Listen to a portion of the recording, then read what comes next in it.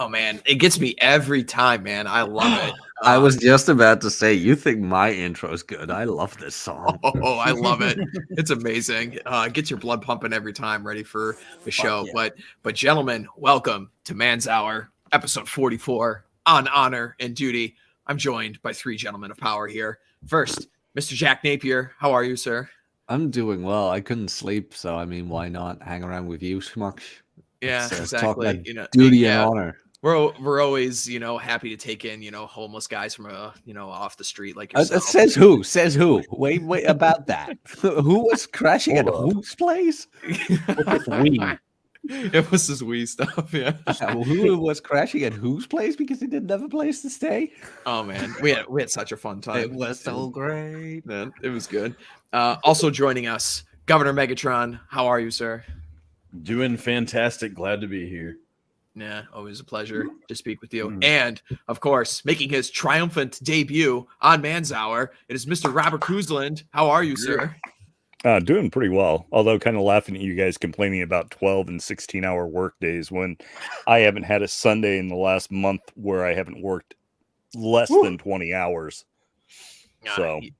Man, that is something that we call duty around here. Absolutely, which is definitely tying in to our topic of the day. We're here to talk about the concepts of honor and duty, and also we're going to tie this into what does this mean for men in the modern world. So let's first start off. What immediately comes to your mind first when you hear the concept of honor? Because when I hear it, I immediately just think of like kind of this unspoken level of respect that men have for each other when they're competent in something. And then also kind of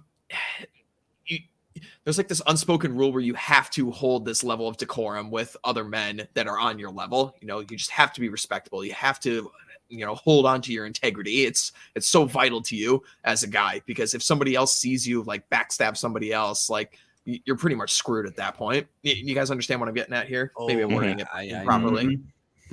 I definitely know what you mean. It's like that. First of all, you don't screw over your friends in whatever fashion. It's like he dated a girl. That girl is now off limits. It's like done. Don't care how much you like her. If you were friends, she is off limits until maybe a year or two has passed, kind of thing. Your friends will be defended till the end. So what? I don't care like who is against them. If that's your homie, you're gonna defend him. Say whatever you want about Tate, but he was right about that one in that fight. And that guy said, like, maybe you should apologize, and he punched him instead of the guys wanting to fight him. I'm like, yeah, that's pretty fucking accurate, Or when your buddies keep choosing her sides. That's not honor, they're not backing you up. They're not in it for you. And maybe you guys have seen this before, where it's like, if you have pussy depraved friends, you're better off not having friends. You're just better off not having friends, because with every available moment they have, they will just try to sneak one in. It's just absolutely atrocious. So that's what I think about honor, that there's no honor amongst pussy depraved men. Yeah. Well, no, because their whole game is based on playing the sneaky fucker game. I mean, that's just all there is to it. But I mean, respect. There are different levels of respect, and that I think most of all ties in with honor and the concept of honor, because that's pretty much all about how you carry yourself and how you behave and how you do things, whereas duty can be a part of that, but duty is more of the obligation and how you do your obligations. Do you do your obligations and complete them in a way that is honorable, or do you do whatever it takes to get them done? And I mean, honor and duty are one of several different virtues in a lot of different cultures, especially any culture that has any kind of martial aspect to their culture. So it's no surprise that certainly once we get past the Middle Ages and the days of knights in shining armor, especially once you get into like the Victorian era, and we're looking back on that era and stories of chivalry and views on the chivalric codes is very similar to in Japan. The code of the samurai, that stuff wasn't actually written down and codified until after the era of the warring states. So, Japan was in a time of stable governance under the shogunate of the Tokugawa family. And looking back on that time period, that's when they start writing about this stuff, because most soldiers in battle do whatever it takes to win. But to win is to survive the battle. To win is to save your buddy's life. To win is to defend the colors, depending on how far back in history we're going to go.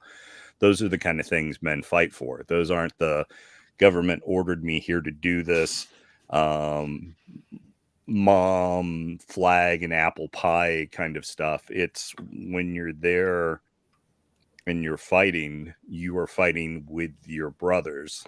If you're lucky. If you're not, that's the whole other situation. So I think you bring up an excellent point here about how so much of the concepts of honor amongst men is just, it doesn't need to be written down. It's an unspoken thing. It's something that all of us understand just being around other masculine men. You are the honor is to be, good to your friends and punish your enemies, but also to do it in a, I don't want to quote unquote call it fair, but it's supposed to be respectable. Like it's dishonorable to stab somebody in the back. I mean, even though that is, you're still winning, you're getting the job done at the end of the day, you're forwarding your goals, but to not do it in a fighting chance, so to speak.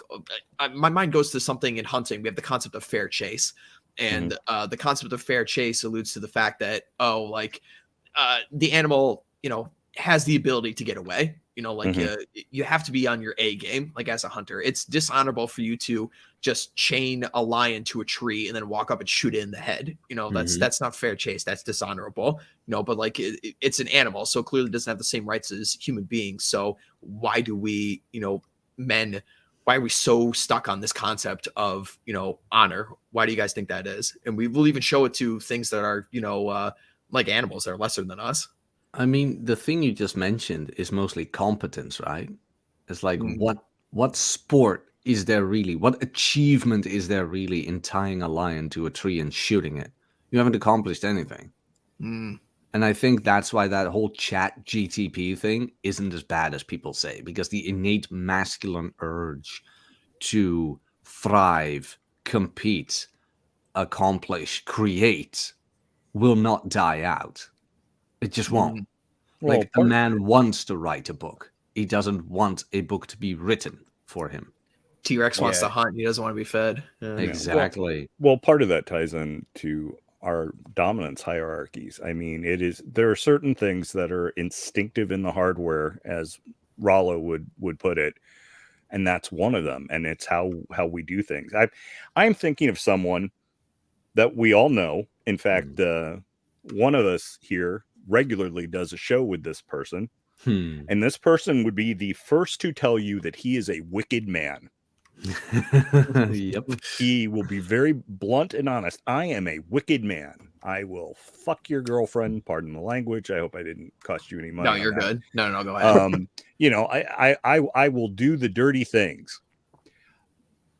But despite being a self-professed wicked man, he is actually one of the most honest, dependable guys I know or am acquainted with within our numerous circles involving YouTube and Twitter and the sphere and all the other different terms you might want to use. And I can think of another person with whom I do shows who will also be the first to tell you that he's a wicked man. And again, he is a very decent, good person, really, in a lot of ways. And both of these guys I'm thinking of, for all of their wickedness, are in pretty stable, happy relationships with women that they've been in a relationship with for a long time. Now, I'm not saying that these relationships are absolutely exclusive, certainly not on their ends, but they play by a set of defined rules, and they honor those rules. So, in their own way, they are very much honorable men. And I don't know, how they would feel about that. I know one, if we were talking about the fact that, yeah, we're going to talk about duty and honor, he would be the first to say, oh, okay, you guys are going to talk about LARPing, finding your LARP. Are you a knight in shining armor? Is that your LARP? Are you a tradcon? Is that your LARP? Are you a cowboy? Is that your LARP? It's all a LARP. And there is some truth to that. Mm-hmm. But like anything else, when you decide this is the mask I'm going to wear in public, this is the face I'm going to put forward, which is something all human beings do. You can't help but do it, and you do it for different reasons. Certainly the sexes do it for different reasons. But when you play a part, if you play it sincerely enough and often enough, sometimes whether you like it or not, you become that part. You can't help it. So if you set out to, I am going to do things a certain way, I am not going to lie, I am not going to cheat, I am not going to steal. Not because that's how I want to do it, but I've decided I need to do it this way because this will get me the job, this will get me the girl, this will get me the whatever the reason is that you decide this is what I'm going to do and this is how I'm going to behave. After a while, it almost becomes second nature to behave that way. Mm. And if you actually start believing in it, and it's something that you decide that actually matters to you, when you screw up and when you fail, when you fall short of those aspirations, you can't help but feel a pang of guilt or remorse or irritation at doing that. And so, honor and duty are very heady concepts, and I don't know that an hour we can even scratch the surface of that. Mm. But I know you wrote something on Twitter in a couple of different tweets that I think was really kind of interesting. And do you want to kind of go over that? 'Cause Yeah. I think that's kind of important. Yeah, let me Yeah. I'll pull it up here on the I tweeted this out maybe a couple weeks ago when I was abroad. Had quite a lot of engagement, 120K, which is pretty huge. not to brag or nothing. But yeah, so basically I was kind of talking about how in this thread, how essentially why is it that we don't have any like real men today, essentially, and why aren't they coming back? I'll read this out loud if people aren't looking at the screen here. So thread reads as follows. People really need to get this through their skulls. The men aren't coming back. You have 3, maybe even 4 generations now that know nothing about work, sacrifice, and leading women. Until there are massive incentive changes, we are stuck. And let's go through the reasons as to why. Right now in the West, but soon to be everywhere else, you have over 50% of your income taken away from you to fund parasites of the welfare state and senseless wars for bankers. Less than 1/3 of your taxes you actually benefit from. Where is the incentive to actually work hard? Your governments hate you. They're more interested in replacing their native populations with a massive slave class from the third world in order to continue to increase the sacred GDP. Why would I ever defend a nation that hates me and doesn't respect my interests? Women have been entirely indoctrinated by a man-hating ideology from birth to see men as competitors at best and adversaries at worst. They get preferential treatment in hiring in universities, all the while refusing to take responsibility and continue to blame men for everything. They have delusional expectations for what a relationship and a family is like and seem to treat men as accessories to their lives as opposed to other human beings with wants and desires. They all want a wedding, but don't want to be wives, not to mention divorce laws and obesity rates. And this is the really important part for this conversation. I'm a mercenary, as all men are at heart. All of civilization was built exclusively by men, and those men came together and partnered up their individual skills for mutual benefit, that being land, wealth, and access to women. Until these return, I say to hell with you. So no, I'm not going to fight in some nonsense war for bankers. No, I'm not going to take that extra shift at work when taxes are so high. No, I'm not going to settle down and be a Prince Charming for some loud, sassy, debt-ridden, man-hating land whale. Pay up or get the fuck out, period. Yep. And this is kind of what we're talking about, the concepts of honor here and duty and such. So what is the duty for men in a modern world where basically none of our societies have any of our interests at heart here? Yourself. What do you want? I mean, to quote my my co-host, and he can say whatever you want. He really isn't as vile as he says he is. No, that's his LARP. His LARP is being the advocate for the devil. I mean, that is absolutely his LARP. I love the man to death, but he and I are would seem very opposite in a lot of ways, but great guy. So he is, but at least he's honest. Like if I could, I would. But before he could do certain things, I mean, your wife would have to play with him, which means you fucked up. Mm-hmm. I even told Watson this, like, if you ever cheat with my wife, I'll thank you. He's like, huh? I'm like, well, because she showed me she's a bitch. It's not your fault. I mean, that's how I view it. Gosh, yeah. It'd be like throwing your woman to a lion, letting it get eaten, and then going, wait a minute, No, but why did that happen? It's like, give her enough rope to hang herself with, and if she doesn't, good. Yeah. Good. Yeah.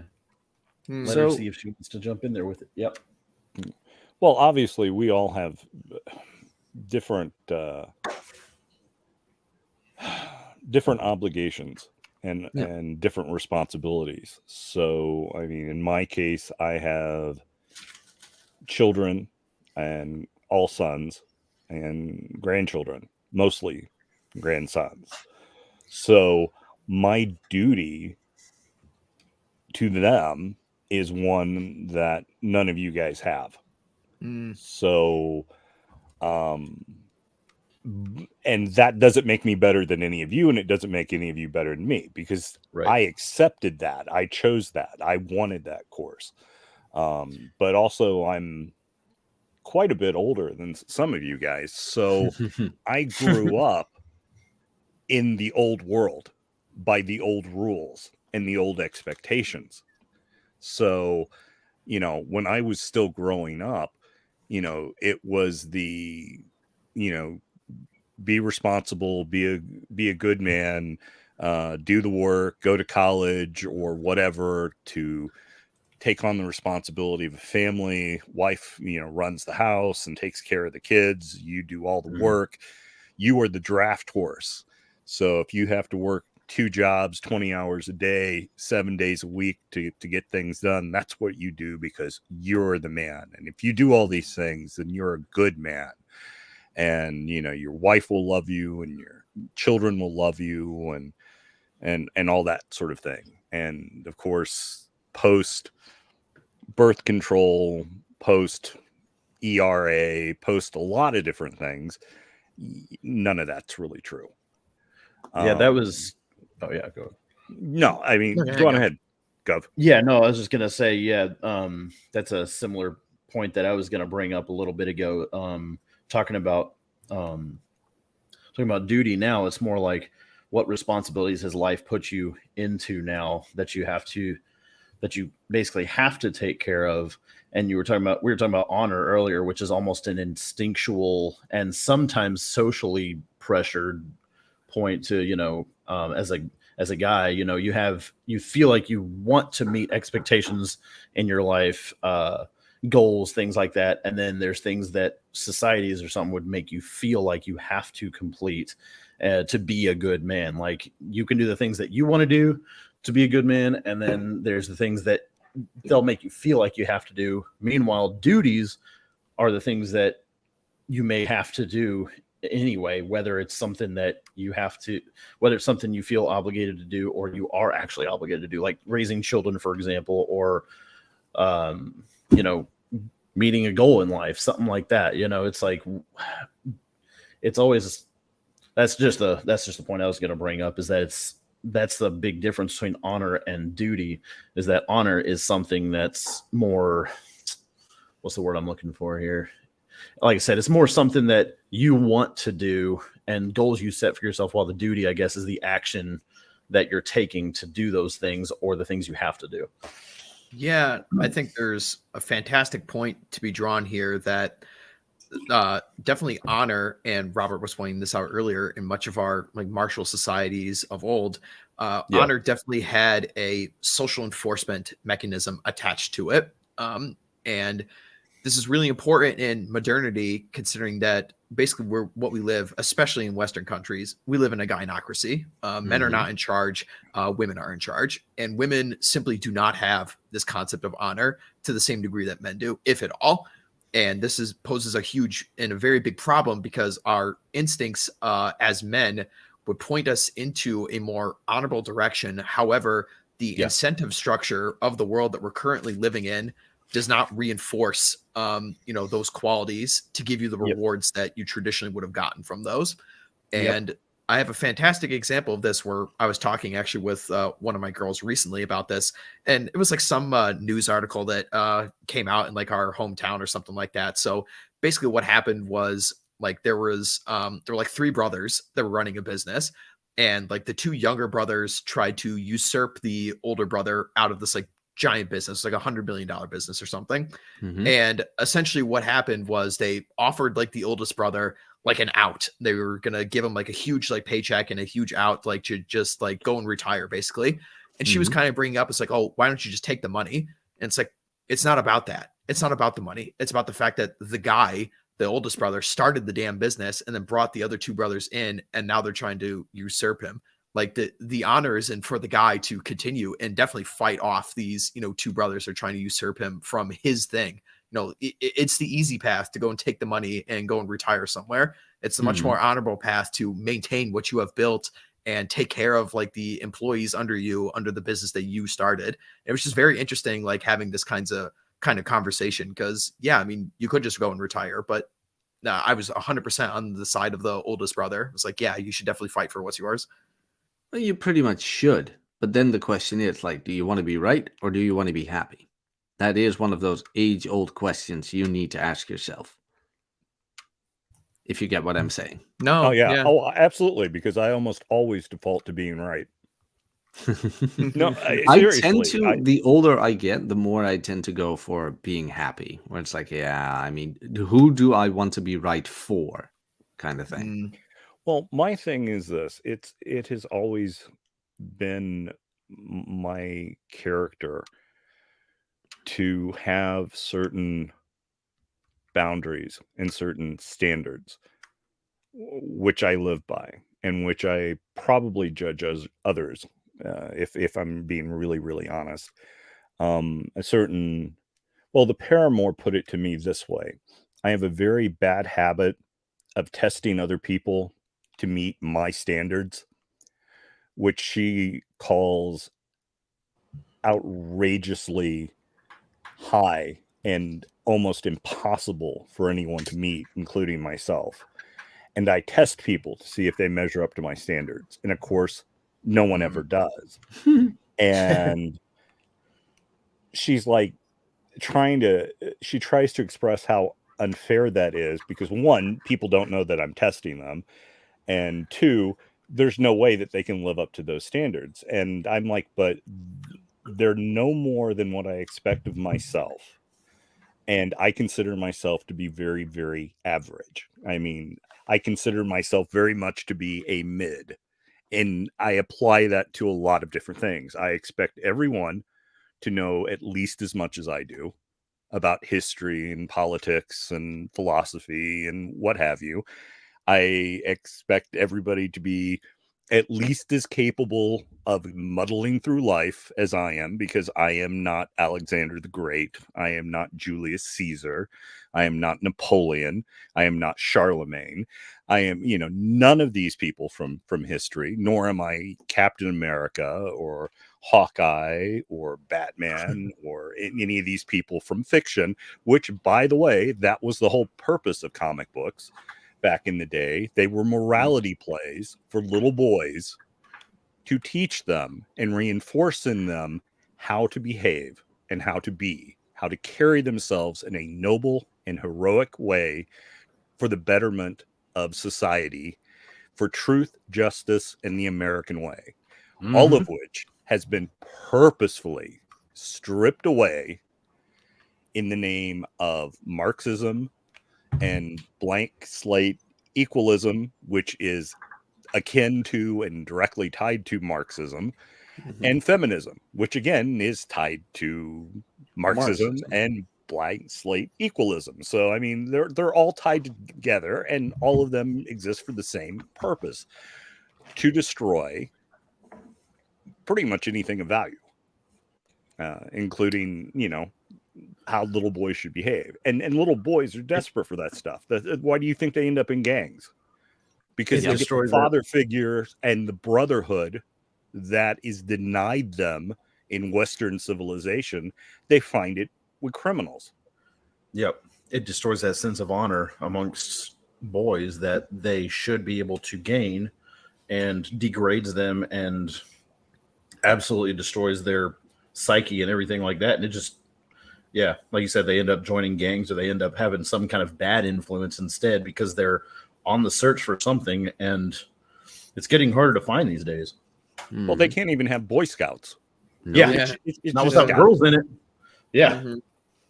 So, I mean, the only superhero left is Batman, right? That's the only one they haven't fucked over yet. They're still trying. Well, no, they have. I mean, Tom King absolutely cucked Batman. Absolutely cucked Batman. Oh yeah, Bruce Wayne was getting married to Selena Kyle. Batman was marrying Catwoman, which in the olden days he had done, because Batman and Catwoman had a daughter who became Huntress, who became a character when they had the split in Earth 2 and Earth 1. So yeah, but anyway, Helena Wayne, the Huntress. But yeah, so anyway, Batman and their whole big thing leading up to it, and covers and the story arc leading up to it, and then basically she leaves him at the altar because because if she married him, he might be happy, and then he wouldn't be Batman, and we need a Batman. So yeah, that's just one example of that. But they've done other stuff to him and to the various Robins and everything else. So none of it. To Robin, yes, I know about that. Yeah. They made him gay and bi and whatever. It's Yeah, Jesus Christ. God. I mean, didn't he date Starfire, who was a pretty hot ginger? Well, it's a different Robin, but yeah, the one of the Robins actually dated a character named Spoiler, who for a while was also a Batgirl. So yeah, that's the one they made bi, and which was interesting because he was the only Robin. Tim Drake, he was the only Robin that actually wanted to be Robin. The kid was smart enough and enough of a detective, which is what Batman is amongst other things, that he figured out who Batman was and everything else, and actually wanted to be Robin. Jason Todd got caught stealing tires off the Batmobile and was kind of forced into being Robin. The original Robin had his parents killed, and so I mean and then of course Batman's son Damian Wayne, basically I'm Bruce Wayne's son, I am Batman's son, therefore I will be Batman, and he's a bit unhinged, right? Well, his mother and his grandfather had kind of a dark influence on him, so he's an arrogant little snot, but still kind of when written well, he can be a pretty cool character. But that's the thing, there were lots of cool characters in American comics at one point in time, but they've purposely gone out of their way to subvert all of that, because that's the nature of their game. That's the Yeah. way to get to their end goal, which is to destroy any concept of duty and honor. Mhm. Yeah, the only way to make a forest equals with an axe. Well, it's Oh yeah. yeah. To, Yeah. to quote a very famous Rush song, "The trees Yes. are all kept equal by hatchet, axe, and saw." Mm, Uh, yeah. Because see, the maples were being oppressed because the oaks grew taller and they kind of took all the light. So the Yeah. The maples maple thought, screamed oppression. So- yes. Yeah. I'm Yeah, sorry. yeah. We can do an hour of Rush talk if you Yeah. guys want. Yes. So we can. I'm totally fine So- with that. But So one of the things I also wanted to tie into this here, and we were already making references to this as we were talking, but you see this concept of honor is really, really important when you're talking about things like a code of laws in your society, or what is like a just punishment, or things like this. And you're seeing this a lot, particularly in the blue states in the United States, this extreme like leniency on crime, so much to the point where, you know, like in California now, you can Yeah. steal over Can I say this $1,000 on worth air? of stuff. Maybe. Uh-oh. Careful, Jack. Did you see that black kid just going into people's houses, stealing their dog? Oh yeah, that guy in the UK. That fucking twat. What is he? 16 years old? Mm, Like, say Yeah. whatever you fucking want. If he tried that shit on me, I'll be happy. Well, I do horrible, atrocious things that he will in never Minecraft. in Minecraft, so he would never pull that shit again. But it's like, Jesus Christ, guys, Yeah. what? They Yeah. just let him do it. They just Yeah, let him do it. Yeah, and his punishment was a $300 fine and 1 year probation. It's Yeah, like, but England's forces have been known to, and I'm gonna say it, I'm sorry, but you can look this up. English forces have been known not to convict people of color because they're afraid to be called racist. Yep. oh yeah. I mean, that Rotherham, look up Rotherham, it's well known. yeah. It's terrible. Very 14-year-old girls on the altar of multiculturalism. well, Yeah. and the kid in an interview was asked point blank, it's like, what if someone did this to you? And he's like, but they didn't. Well, what if someone you didn't know walked into your house? But that didn't happen. And it complete inability to conceptualize his situation being reversed. It just absolutely mind-boggling, frightening that you can be that unaware and that unimaginative that you Yep. can't conceptualize being in a situation where, you know, you are experiencing what you did to someone else from their perspective when Yeah. asked. But I mean, I mean, that's it's one like- thing not to think about it, and it's like, oh yeah, I never thought what it would feel like if someone dumped a milkshake on my head when I dumped a milkshake on some nerd's head. I didn't think about it, but now when you point that out to me, I can conceive how, gee, that might be kind of embarrassing. I wouldn't like that, but to be unable when someone puts it right there in front of you to conceive that idea is just I can't imagine that. I'm like, No. I just can't wrap my brain around it. It just- Mind-boggling. No, Yeah. I know what you mean, but I mean, this day and age is raising little narcissists. You know, it's like little spoiled brats. And Oh, they yeah. think if it It's doesn't, like I they said, think like if if it- some yeah, I was you just gonna say, think if it that if doesn't somebody affect walks me, into then- your house, you get the sucker punch you. But it's the same in the Netherlands. If somebody breaks in right now, yeah. I'm not allowed to do anything. Call the cops. That's it. If I Laughs at- restrain him and I give him one bruise, I am fucked. Laughs Yeah. and castle doctrine. Yeah. Yeah. I'm hearing party at Jack's place. That's what I'm hearing. I don't Yeah. know about you guys. I mean, I might move to the Yeah. States, you know. I'm thinking about it, where it's like, doesn't sound too bad. Yeah, we got plenty of places over here for you, Jack, and we'd be happy to have you. You know, even if Oh, you yeah. are a European. You know. Yeah. Yeah, I mean, it's an innate European urge to like conquer the states back.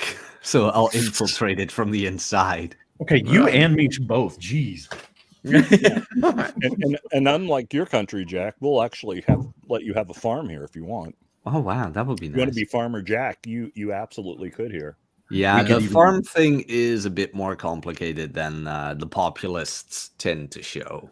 So, we so could in the even let you- 1990s, there were huge subsidies for farmlands and blah blah blah because the European Union, and it was all in their beginning stages. So they subsidized super stables and blah blah blah. And of course, total government move. They're like, oh, we didn't look at this in the long run. So they have like an abundance of agriculture right now. So government is trying to take back seize what they did, and you can't just do that. So that's kind of what's going on. If you're saying cut all farm subsidies, I'm right there with you though.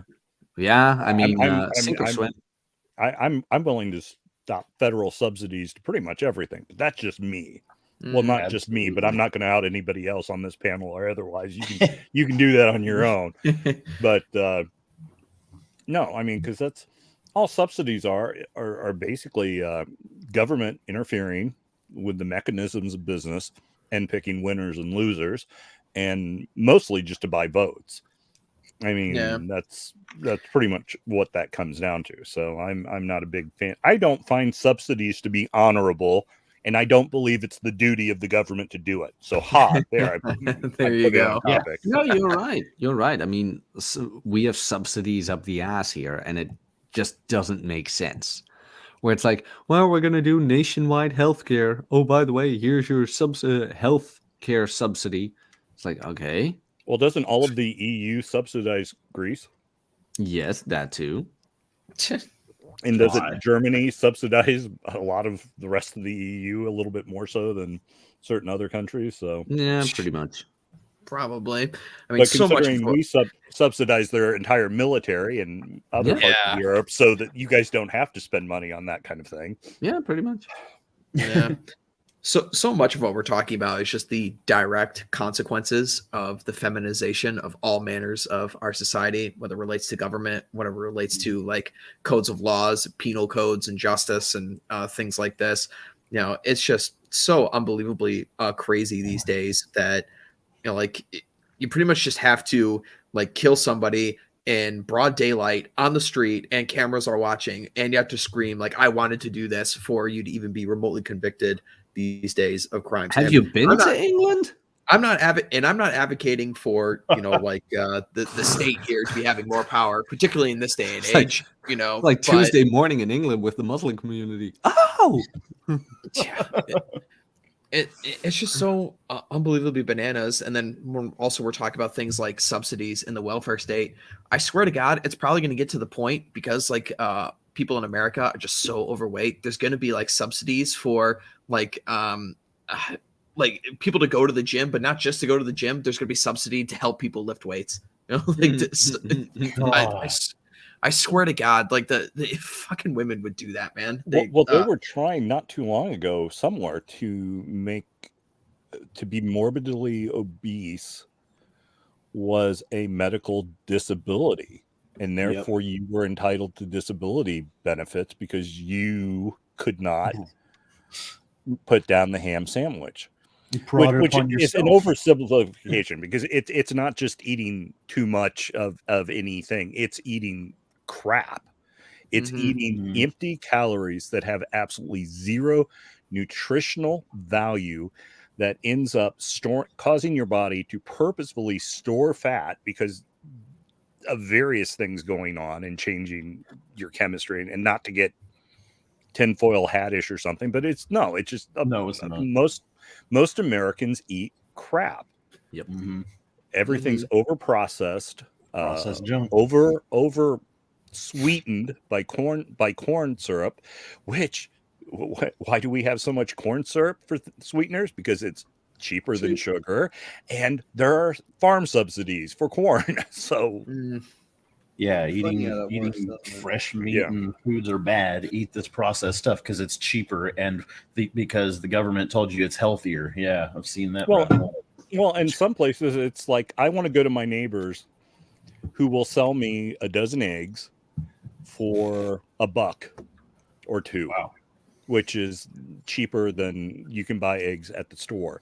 Yeah, But way in cheaper. some places in the United States and in certain states, you can't do that. You can't engage in commerce with your next door neighbor of your own free will because they have hens in their yard and produce eggs and buy those eggs from them. Just like you can't go and buy milk from a local farmer in your area because it has to go through government. There has to be that's processing and this and that and the other. It's not enough that if you buy milk from somewhere and you get sick and you tell all your friends, no one will buy milk there anymore. No, you have to buy it from approved government subsidized corporate mega corporations and their farms and so on and so forth. And that's not true everywhere in the United States, which is one of the reasons why I'm glad we're a patchwork of independent sovereign states, or at least should be, as opposed to one centralized mass controlled government. Yeah. But yeah, I mean, you can't do that. So you're telling me I can't eat healthy eggs that the human race not only survived on for thousands of years, but literally thrived, so that of all the monkeys roaming around on this rock, we're the ones flying airplanes and driving cars, Bugattis, or however you want to pronounce it, and whatever. So, it's like, okay, some of us male monkeys must have gotten something right at some point in time to do all this stuff. So how is it we were able to do all this stuff that it took wars and bad water to kill us and poor dental hygiene, but it wasn't the food, so we figured things out for ourselves before the government was here to hold our hand. Yeah, but did you know that eating one egg a day is like as detrimental as smoking? Didn't you hear the government? Delicious smoking. Oh man, should I let me eat tell you. now? Oh, I can do that. It's 2 a.m. in the morning. Should I make my steak and eggs now? The same government that told pregnant mothers back in the day that the thalidomide was absolutely fine to take while they were pregnant, and then their kids were born with no limbs. So. Oh yeah, or a certain medical treatment for a virus of unspecified origin. Right. Or that daycare is good for your kids. It doesn't raise serotonin levels at all in babies who are just as young as 2 months old. But that's a conspiracy theory. So much of this, this pathological femininity that has been, devolved from its original purpose of caring for children has now just been let loose on the world like a plague or a miasma that's just slowly, infecting everything. And all these regulations that people keep voting in for under the guise of safety, really what it does, back to our discussion about honor and duty, it just incentivizes people to become more dishonorable. And what I mean by that is you're just shulking your responsibility to be respectful to your fellow man onto some nameless, faceless corporate organization that's somewhere off in the ether. It's just incentivizing you to, basically backstab everybody else because you're not associating with people that are directly, around you. It's like, oh, well, it's the government that's doing this. It's this regulatory body that's doing this. It's this person far, far away. I'm allowed to cut corners a little bit. And you're just seeing it everywhere now where basically nothing is functioning properly. So much of the economy is basically just dedicated to other people's fuck ups. Basically, it's oh, okay, this guy screwed up, so now we have to have an organization of people to go in to fix that guy's screw ups. And because those people are underpaid, they're going to screw up. So now we have another people that are going to come in and screw up. It's just a total clusterfuck all across the board. It's like they got to provide an easy way for everybody if one person screws up. Oh, here's how you do it the easy way instead of, hey, say there's no easy way out. No, exactly. There's no shortcut home. That's actually a great song, by the way. Yeah. Robert Tappert. Good song. Yeah. But and it was written about his divorce, by the way. So anyway. Oh, really? Yeah. That's interesting. Yeah. Okay, we're talking music. You're there are lots of things that are in my wheelhouse, but music's a particular passion of mine. Nice. But Well, how Anyway. could it not be? You kind of grew up in the greatest generation for music ever. So, Well, and I was exposed to a lot of other stuff from previous generations, and of course, working at a oldies radio station did not hurt matters any. So, but that's something we can talk about some other time. But yeah. you're the thing is, you are absolutely right. No one is coming to save you. No one is coming to save you. You are kind of on your own. So the deal is this: who around you is your tribe? Who around you are the men that you choose to have in your life to deal with? We know all of us here know guys who will tell you they are friends with Andrew Tate, they are close acquaintances with Andrew Tate, or they hate Andrew Tate. We all know those guys. Yeah. Some of us do shows with those guys at different points in time. So, right? Mhm. So here's the thing, though. Andrew Tate, for whatever good he does and for whatever silliness he does, is not in my tribe. It's not because he doesn't even know that I exist. And I only know that he exists because some of you guys share stuff or comment on stuff on Twitter that has to do with him. Some of you guys are in my tribe to varying degrees at varying levels, because you have that inner circle, the guys that you talk to, not on Twitter, not on YouTube, but legitimately like call and say, hey, this is going on and I need to talk to you about this because I'm calling you to account, or this is going on. I need to let someone hear this. And I need to talk to someone. I need to sit down, have a bourbon, and talk to someone. And you're that someone. Those are those brothers that we choose.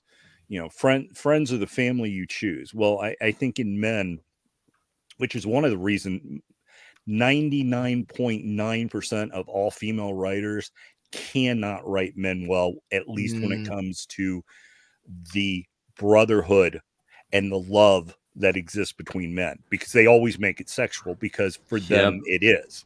Yeah. So they can't conceive of what the idea of courtly love was. Not something created by a woman. It was created by a man. Why? Because a man could conceive of loving someone so much despite not having that sexual component, because we're capable of conceiving those kind of things, just like we're capable of building pretty much all of the world that has existed up to this point. Whether it's the Louvre or Notre Dame or anything else you want to pick. So that brotherhood and that fellowship, that's the guys with whom you do things and behave, and you have your code of honor within that circle of friends, because that ties into your respect. Because if you're the guy who every time I ask you to be on my YouTube show, you tell me, yeah, I'll be there, just send me the link, and you never show up, how honorable are you?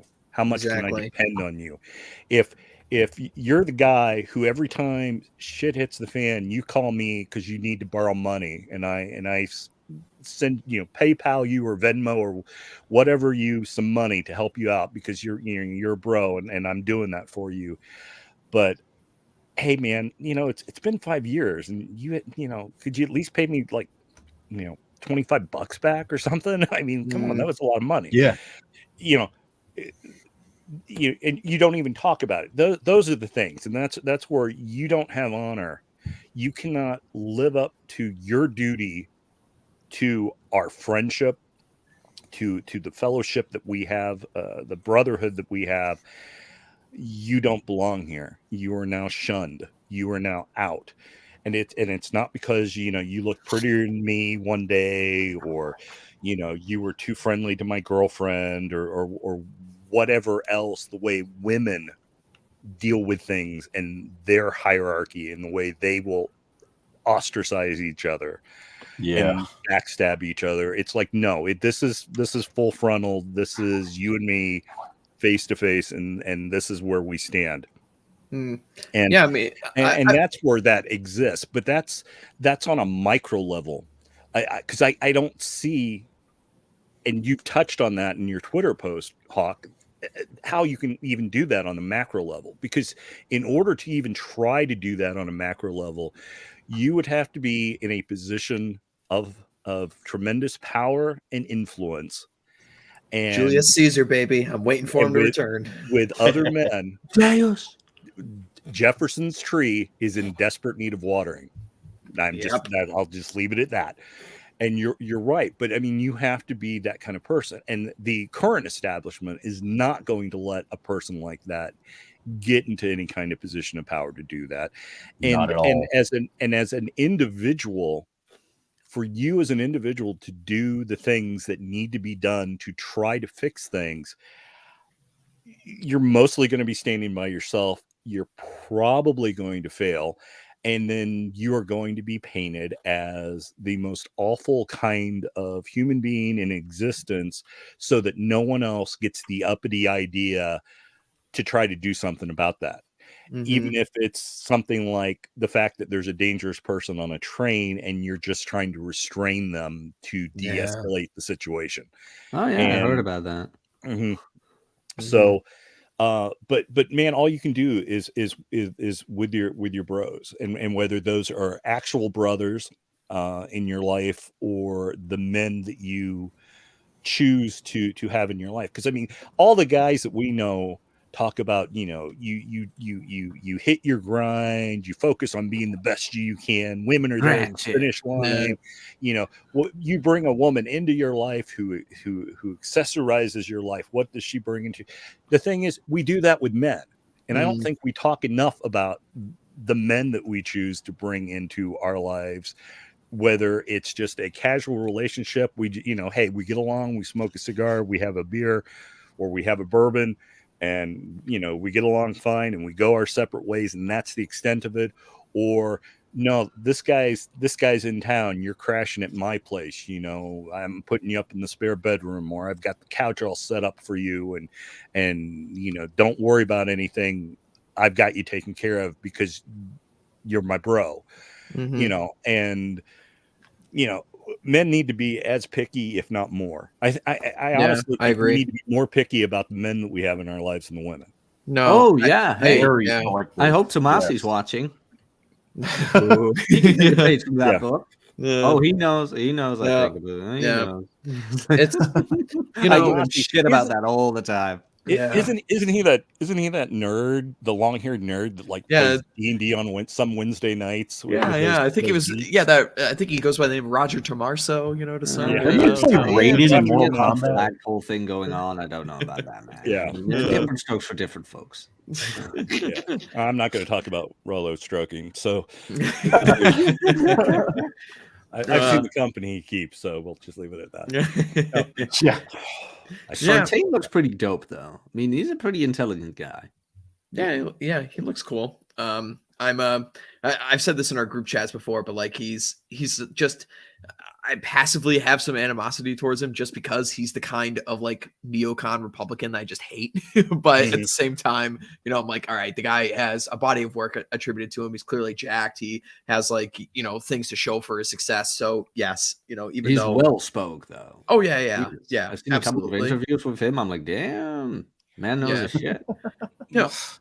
I have a problem with certain people who, to the point where even when they say something that is really reasonable, I mean, as far as reasonable as in based on rational thought and absolute fact, presented in a truthful manner to expose a fallacy or a danger or a threat, be it a truly tangible threat or even an existential threat.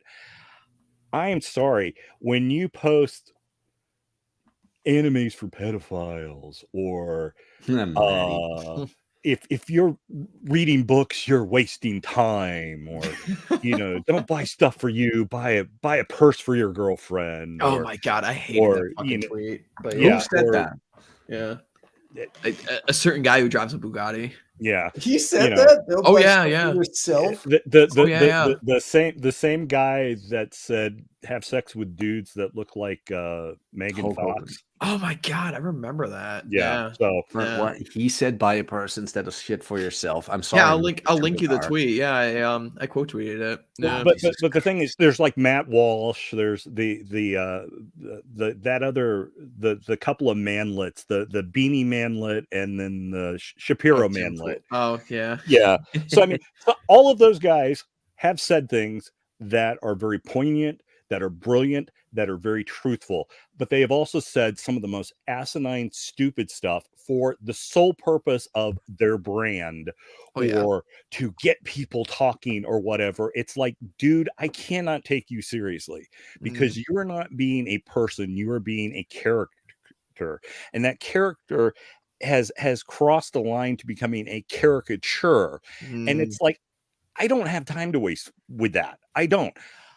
I am working way too many hours trying to keep somebody else's business in existence because of various reasons, not least of which being something that I feel is my duty to do, and I feel honor bound to do it. The same way I feel honor bound to show up for certain podcasts on certain nights because I've pre-agreed that I would do so. And I'm not just talking about like tonight, but I'm talking about like on Wednesday nights. There are times on Wednesday nights that I am super tired. I know Vince is super tired too, but guess what? We have a commitment to do a show at 9 p.m. on Wednesday night called The Masculine Geek. I wasn't planning on plugging it, but you should tune in if you definitely. if you don't. Yeah, plug away. But the thing is, we do it because that is our responsibility. That is our obligation. That is our duty to do that. Whether 10 people watch or 100 people watch, it doesn't matter. We do the show on Wednesday nights, whether tired or not. And we try not to schedule things in our life that conflict with that. And so you honor those commitments and you do those things, and that's how it should be. And like it or not, what you see of me on Twitter is pretty much the real me. I'm not pretending to be someone else. I would much rather talk to you about toys and books and anime and manga and comics and music and stuff like that. You guys want to spend an hour talking about Rush or the best concert you've ever been to, I will be there. Just let me know. But that's what I would rather do because that is the real me. That is the real Robert Kuzlin. And I may LARP as a knight. I may have even been paid to travel across the country and actually across the world because I went to Germany and dressed as a knight. But that's who I am, and it's more than a LARP to me. So I have a very bad habit of trying to be somewhat of a paladin. It has definitely caused me to miss certain opportunities with women because I just wouldn't cross that line when, God, I really, really should have, because she was cute and the breasts were huge. But, that's just... Paladin. Yeah, that's just who I am. But I mean, it's not a LARP, so I'm not going to post something like, I will post something like HBO Rome is greater than HBO Game of Thrones, and that's not me trying to be a firebrand. See that show. That's me expressing an honest opinion. When I say Harry Potter is children's literature popular with women, that's an absolute fact because I mean there are pictures of the Potter moms, the ones that were wanting to stroke Harry and Ron's wands even when they were little boys, which is, of course, that was completely acceptable, just like the Twilight moms were completely acceptable. But the guys that had the countdown clocks for Hermione Granger or whatever her name is, or the what is it, the Olsen twins, the two? Oh yeah. Those guys were creepy. It's like they're all creepy, but it just anyway. Yeah. One of the last things I wanted to bring up here before we wind down, and this is kind of to the point you were talking about earlier, Robert, about tribes of dudes and how important they are. I think a lot of the issues that we see in what we like to call Manosphere TM, essentially like Manosphere trademark, so much of it is kind of, pushing guys to be like the lone wolf kind of character. I fucking hate this meme of the Sigma male. Like everyone who quotes it never read Vox Day. They have no idea what they're talking about, but that's besides the point. Like in the past, and much of what we're talking about here about Honor, the lone wolf, the solo guy, he didn't make it. He couldn't have made it. You needed a group. You needed a Manor Bund. You needed, a unit, in the military or something like this, basically to survive. You needed a group of guys to go kill the mammoth. Like we're tribal creatures at heart, and you need to have a group of dudes that are in your corner. Now, that doesn't mean that, I use Conan, as like the mascot of the show here. And he's kind of like, the archetype of like the lone wolf kind of character, the jacked guy. But even he has, friends that rescue him in times of need. He has, supporting characters that need to help him, everything like this. You can have your individual, skills and your competency in those skills. But at the same time, you need to partner up those skills with other men. And much of what I was saying in that thread there, that is how men built civilization. It was guys who had their own skills and came together for, mutual benefit. I wish I could hang out daily with you guys. It had been so long since I had so much fun as I had with you, Hawk. Like if the weather would have been better, you would have seen me at 100%. That would have been great. That would have been amazing. Where it's like, oh yeah. Oh man. When you come over to the States, you'll be in the very, very gorgeous weather, and we'll have a lot of fun. Like the day after when we just went on that hike. Oh yeah, it was great. I loved how you were just so amazed by the surroundings. That made me like realize, like, yeah, I see this every day. Well, and you the thing kind is, of take it for granted. You can't. When you try to be a lone wolf, that is LARPing. That is genuine LARPing, because there are people that are very much kind of loner personalities, and those guys are, in some ways, most loners are to a certain degree alpha, in the sense that they don't accept a supporting role in a pack, or when they do it, they're very selective about that as far as what part they fill. And that's something that I think is just a person's personality. There are some people that are a universe in themselves, that are self-contained, that they don't need as much socialization as other people do, which is not to say that they don't need any socialization, but they don't need a lot of it, and are pretty self-contained and are pretty self-content and do their own thing and go through. But that is who they are. That's not all the guys that are sitting there that's like, man, well, I don't drive the sports car, and I don't have the supermodel girlfriend, and so I'm not the alpha, but I don't want to be a beta, because that is like they confuse beta with omega in pack order. Yeah. And so it's like, oh, these sigmas, or one of the other Greek letters sounds kind of cool, because that rationalizes or makes an excuse for the fact that I'm a douchebag and I don't know how to talk to people, and people think I'm a spurg and a retard and don't want to hang out with me. And I go to the library and try to talk up the pretty librarian, and she like calls the cops on me. That's a special shout out to library chick, because I see she's in the chat. So hey there, library chick, I know why you're here, and it's not me. So I'm in trouble. No. but I mean, that's like a legitimate personality, and lone wolves don't advertise that they're lone wolves any more than a true alpha advertises that he's an alpha. You do your thing because that's who you are. Indeed.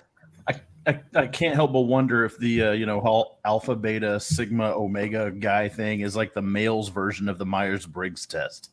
It's like, I'm a this and that, so I need to find, or that test or that name is so me. They need to find some kind of belonging. Even the most introverted people need to find some kind of belonging, something they fit in. Like, I'd say I'm a pretty introverted guy myself, but I also do like to spend times with my pack, with the people, with the guys that I enjoy spending time with as rarely as I see them. That's why I enjoy talking to you guys, because it's like there's a sense of a familial feeling that I enjoy. And Yeah, it's a certain fellowship. I mean, that was Yeah. the whole point of science fiction and comic book conventions. yeah, That's where Exactly. all the nerds and the introvert, because you have your own special language when you're talking Doctor Who or Hammer horror films or American comic books or, you know, other weird British sci-fi shows like Blake 7 or UFO or talking Star Trek or whatever.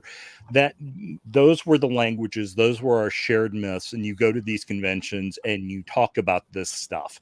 And there are certain rituals there, or at least there used to be within science fiction and fantasy fandom and conventions and that kind of stuff. And that's a whole other series of things we could talk about, because there's some dark, creepy crap in that too. But there's also some really cool stuff that goes back to the need within humans to develop patterns and to build tribes and to experience rituals or be in touch with existential, esoteric, supernatural, bigger than ourselves things within the confines of an environment that we understand and can share in a group setting. But even that's been derailed by Marxist and women. And the thing is, I absolutely love women. I mean, some of my very best mistakes were made with women, and some of them I would absolutely repeat in a heartbeat. And some of my biggest regrets, when I think about it, do I regret the women I've been with? One, maybe. Do I regret all of the women I could have been with and wasn't? Abso-friggin-lutely. And that's that's over a half a century of experience talking there. So you, Megatron, you were absolutely right. The whole alpha, beta, sigma, gamma, that stuff is absolutely male chick crack. That is absolutely male astrology. That is absolutely male Myers-Briggs. And you know, does it almost go back to, you know, just be yourself? Nah, it definitely does. It definitely does appeal to that, especially, you know, when people use it in the online context. Even if the terms actually do have some validity when you're looking at male hierarchies, the way that people use them online is just straight up, like you were saying, Gov, just Myers-Briggs essentially. You know, sure. Which is what's so infuriating about it when people talk about it, because they just don't know where the source material comes from or anything attached to it. But I guess we'll say to wrap things up here is that we're living in a very unique time in history, especially for men right now. When like we were talking earlier about how all the incentives in society right now are basically pointing you in directions for you to basically just abandon all honor and abandon all duty. And essentially the answer is, in this modern age, is you have to come up with that yourself. You have to hold yourself to your own code of laws, your own ethics, your own honor, your own duty of, you know, whatever situation or whatever life you want to make for yourself. I mean, we talk about the concept of frame all the time in these circles. And essentially, this is just another thing you can wrap up into that. You know, like the society is just crumbling around you, going in all sorts of different directions. You've got to figure out what you can, you know, to basically stay sane and to remain functional, you know, and that comes with having your own code that you're going to stick to, whatever that is. You know, just stick to it and have a group of dudes that you can rely on that will, you know, carry you forward in whatever mission it is that you want. Any other closing thoughts from you, gentlemen? No, I would just second everything you've just said and add to it. In the end, you have to pick the road you are going to walk. You have to choose how you are going to walk that path. But most importantly, I think you've got to be willing to accept the consequences, good or bad. I will live by this code. I will behave in this way. I will do things thusly. And I will accept all the good and all the bad that comes from making that decision. That is what a genuine man does. And so there, you want to know what a top shelf man is, or whatever they've been talking about these last couple of weeks, right there. you choose your action, you execute your action, and you accept the consequences of your action. That's it. Pretty simple. Any of us can do it. Alpha, Indeed. beta, sigma, whatever. Yeah. People need to really stop worrying about those fucking labels. Yeah. Like, look, They really do. And another thing that should be addressed too is that if guys honored themselves honestly, they would probably do a lot better too. And a lot of guys don't do it. And so they, honoring yourself would be, taking care of yourself and taking care of your future self and respecting yourself, for goodness sake. A lot of guys don't do that. They just worry And not about what other apologizing people for it. Yes, exactly. And that is the worst decision you can possibly make. Indeed. I think that's a great way to wrap this up. So let's go around the panel here. Jack, where can people find your stuff? just go to Twitter at Jack Napier Knows, and the same on YouTube. Do it. Indeed. Gov, where can people find your stuff? Do it. So on YouTube, Governor Megatron, all one word, or on Twitter at GOV_Megatron. Awesome. And then our special guest this evening, Robert, where can people find your stuff, man? Robert Kuzlin on Twitter, on YouTube, on Instagram, and also as a member of the Masculine Geek, which you can also find on YouTube and over on Twitter. Yes. Awesome. Good stuff. And also, I'll just point out a couple of our friends in chat here. We had Nuke stopped by. Always good to see you. And we had Nico. He's a regular. Machiavelli Sucks to Go is a regular. Vince Nico. was in the audience at one point. Always good to see him, man. Another part of the Masculine Geeks. Masculine Geek Prime, basically.